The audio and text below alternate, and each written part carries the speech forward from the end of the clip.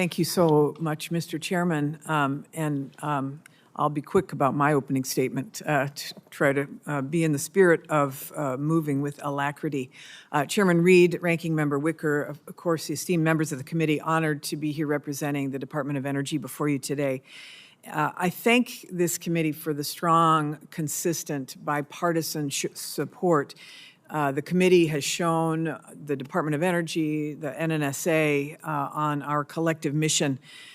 For the past 3 years, Congress has entrusted DOE with significant resources to build up America's manufacturing capacity, to create jobs, to lead global clean energy markets, and those endeavors are critical to energy security and economic competitiveness in the 21st century.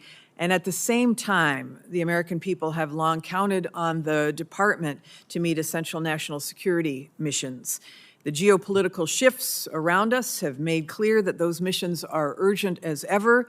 The growing cooperation between Russia, China, Iran, North Korea has created a more unstable and less predictable international environment, increased saber rattling, aggression against our allies, and cyber attack threats reinforce the imperative to maintain a safe, secure, and effective nuclear deterrent. Meanwhile, more and more countries around the world are embracing the potential of civil nuclear power for sustainable development, for zero-carbon energy, and for climate security. In fact, in December, 22 nations pledged to triple civil nuclear generation capacity by 2050. And interest is only set to grow as these small modular reactors and advanced reactors continue to progress. All of this underscores a need for deeper investment and innovation in non-proliferation and counterterrorism measures. And as nuclear technology continues to develop, we must uphold our pledges to the communities that have lived alongside those programs for decades. So the department has worked urgently to deliver on each of these priorities over the past year, and the President's budget request for 2025 will empower us to make even greater progress.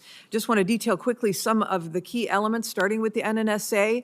The FY25 budget calls for $25 billion, which is a 3.6% increase over the 24 enacted level. That includes a roughly 4% increase for weapons activities, which will allow us to move more swiftly toward modernizing the nuclear stockpile and restoring production capacity. This request would also empower the NNSA to respond to new threats and opportunities under nuclear nonproliferation and counterterrorism. It will allow us to continue providing the Navy with nuclear propulsion systems while developing the next generation of nuclear-powered warships. Both are vital to our technological advantage over our adversaries and preserving free global oceans. And importantly, the budget will also allow the NNSA to build the federal workforce that's needed to meet our increasing mission requirements.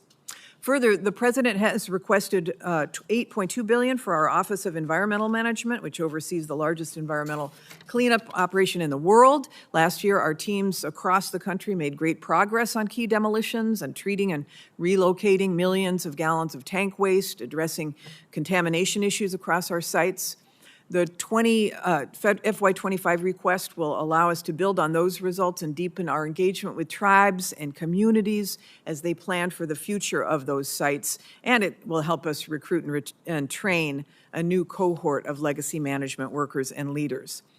Over the past 3 years, we've made important progress on each of these crucial missions, yet challenges do remain. This budget request prepares us for the depth of the work that's still ahead. I'm proud to lead such a gifted and dedicated team, starting with the great leader to my left, Dr. Jill Ruby, who heads the NNSA and who's here to answer questions about the weapons program.